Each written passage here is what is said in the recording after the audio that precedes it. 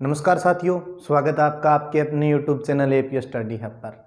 हम पढ़ रहे थे राजस्थान की जलवायु। तो राजस्थान की जलवायु में हमने राजस्थान की जो जलवायु के जो भाग हैं उनके बारे में देखा। जिस प्रकार की हमने पश्चिमी मरुस्थल की जलवायु क्या कहा जाता है उसको, और अरावली पर्वत श्रृंखला की जलवायु को क्या कहते हैं।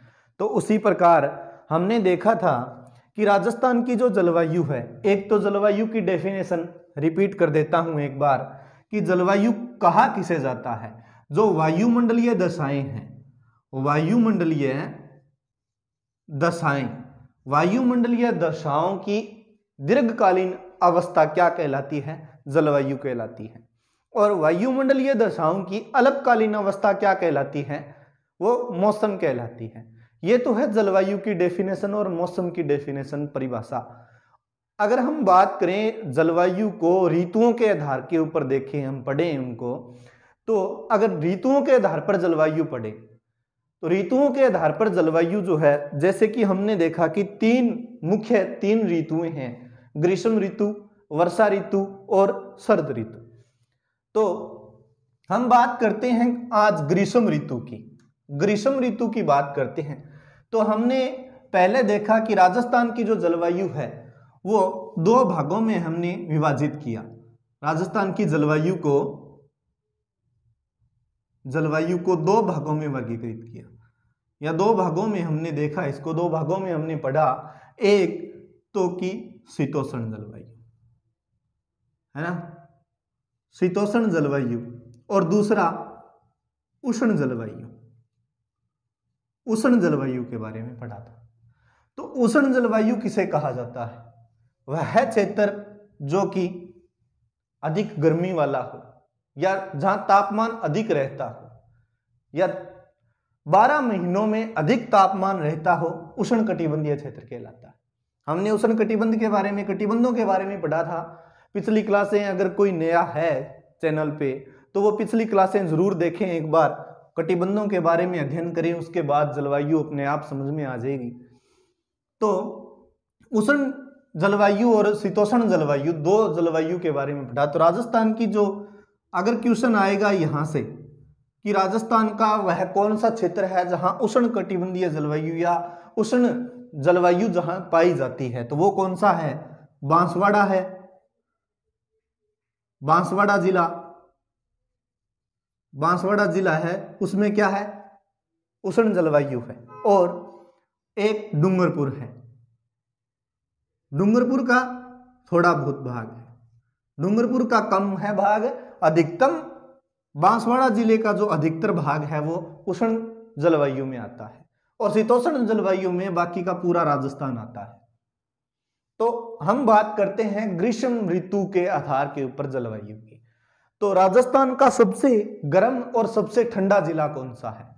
राजस्थान का सबसे गर्म व ठंडा जिला, तो राजस्थान का जो जिला है सबसे गर्म और सबसे ठंडा जिला, उसकी अगर हम बात करें कि राजस्थान का गर्म,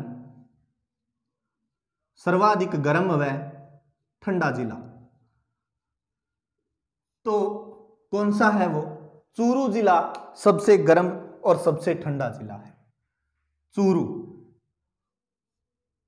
और यहीं पूछ लिया जाए स्थान कि राजस्थान का ऐसा कौन सा स्थान है जो कि सबसे गर्म स्थान है, स्थान अगर पूछ लिया जाए तो कौन सा है? तो वो है फलोदी, जोधपुर। फलोदी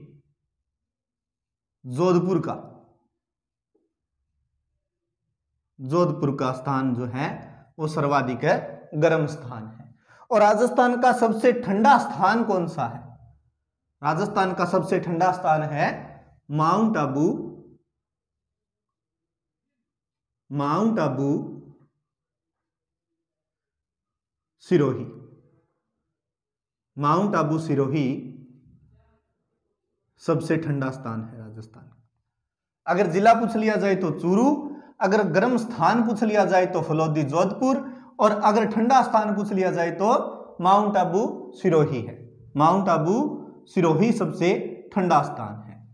अगर हम बात करें अब ग्रीष्म ऋतु की, तो ग्रीष्म ऋतु में सबसे ज्यादा तापमान इन्हीं जिलों में रहता है, हनुमानगढ़, गंगानगर, चूरू, बीकानेर, ये जो उत्तरी राजस्थान का क्षेत्र है वहां सब सर्वाधिक तापमान रहता है।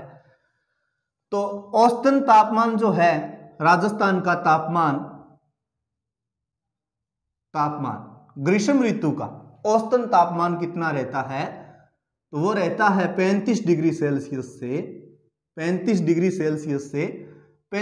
डिग्री सेल्सियस तक औसतन तापमान रहता है राजस्थान का। अगर हम वही बात करें कि तापमान में अगर अधिक तापमान हो और उसमें हवाएं चले, गर्म हवाएं चले, तो उन गर्म हवाओं को क्या कहेंगे? गर्म हवाएं जो चलती है, हवाएं, उन हवाओं को क्या कहते हैं? राजस्थान में या पश्चिमी राजस्थान में चलने वाली गर्म हवाएं क्या कहलाती हैं? लू कहलाती है। वहीं बात करें अगर ग्रीष्म ऋतु में ये हवाएं जो हैं वो गति पकड़ जाती हैं और प्रति 140 किलोमीटर प्रति घंटे की रफ्तार से चलने लग जाती हैं, तो ये आंधी का रूप ले लेती हैं। आंधियों का जब रूप ले लेती हैं तो इन हवाओं को क्या कहा जाता है? इन हवाओं को, या जब ये आंधियों का रूप ले लेती हैं तो इन आंधियों को क्या कहते हैं? आंधियों को क्या कहा जाता है पश्चिमी राजस्थान में? इनको कहा जाता है बावल कहा जाता है। क्या कहा जाता है? बावल कहा जाता है। गर्म हवाओं को लू और आंधियों को बावल।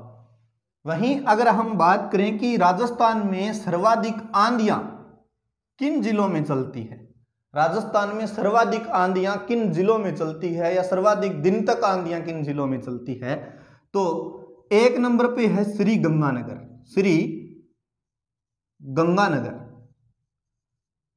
गंगानगर जिले में कितने दिन?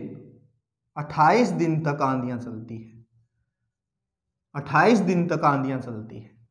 और उसके बाद चलती है ये आंधियां हनुमानगढ़ में। हनुमानगढ़ कितने दिन तक? 22 दिन तक। गंगानगर में 28 दिन तक, हनुमानगढ़ में 22 दिन तक। और सबसे कम अगर पूछ लिया जाए कि किस जिले में चलती है, तो सबसे कम चलती है झालावाड़ में।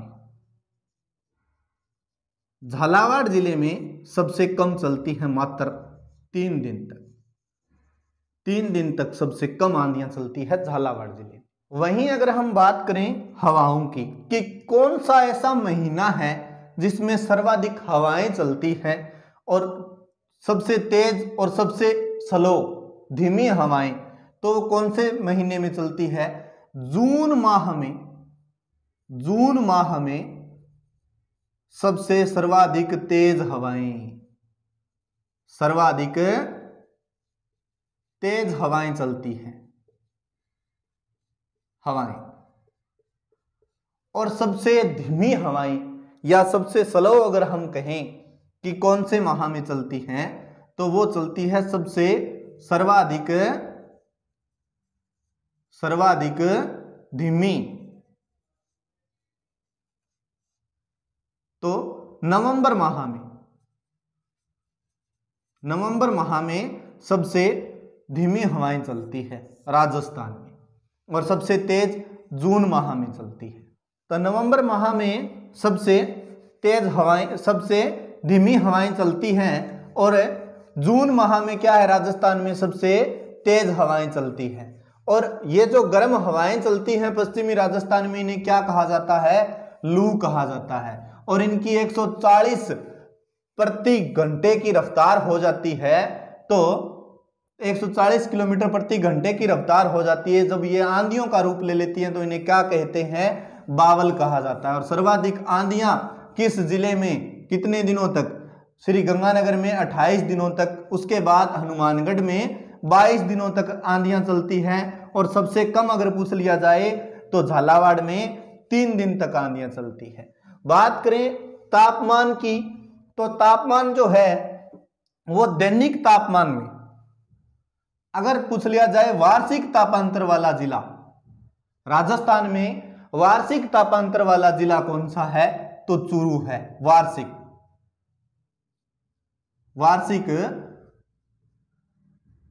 तापांतर वाला जिला,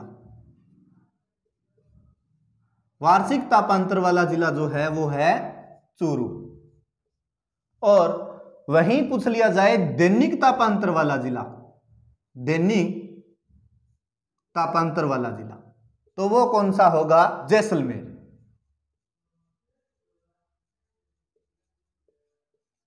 जैसलमेर है वो दैनिक तापांतर वाला जिला है। ये तो है राजस्थान में सर्वाधिक वार्षिक तापांतर वाला जिला चूरू और सर्वाधिक दैनिक तापांतर वाला जिला जैसलमेर। अगर हम बात करें कि न्यूनतम वार्षिक तापांतर वाला जिला, वार्षिक तापांतर वाला जिला, न्यूनतम वार्षिक तापांतर वाला जिला कौन सा होगा, डूंगरपुर।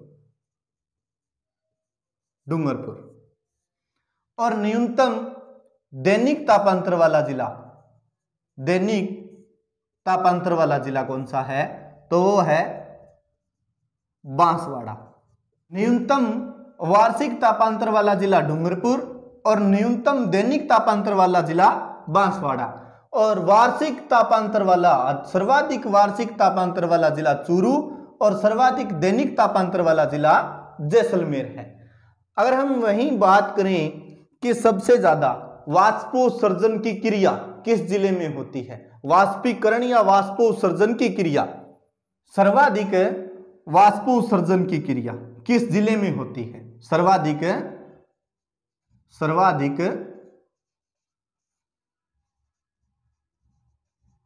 वाष्पीकरण या वाष्पोत्सर्जन की क्रिया, वाष्पोत्सर्जन की क्रिया किस जिले में होती है,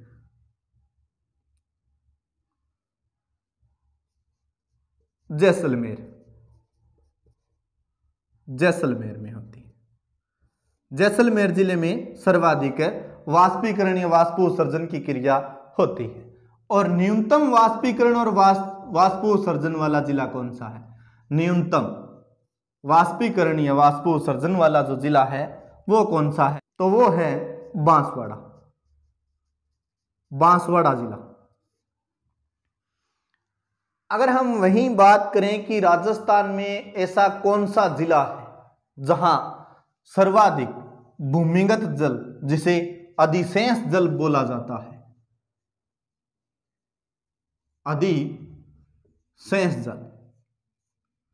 अधिशेष जल वाला, सर्वाधिक अधिशेष जल वाला जिला कौन सा है, सर्वाधिक अधिशेष जल वाला जिला, सर्वाधिक पूछ लिया जाए तो कौन सा होगा, बांसवाड़ा। और न्यूनतम पूछ लिया जाए तो,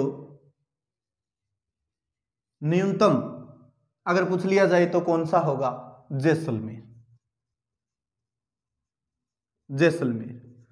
और जैसलमेर में न्यूनतम कौन सा है, एक तो नलकूप, और वो नलकूप कहाँ है, उस क्षेत्र का नाम, उस भूगर्भीय जलपट्टी का नाम और उस नलकूप का नाम क्या है, वो बताएंगे आप। कमेंट बॉक्स में कमेंट करके जरूर बताना कि जैसलमेर में जो ये भूगर्भीय जलपट्टी है उसका और उस पर लगे नलकूप का क्या नाम है। तो सर्वाधिक अधिशेष जल वाला जिला बांसवाड़ा और न्यूनतम अधिशेष जल वाला जिला जैसलमेर है।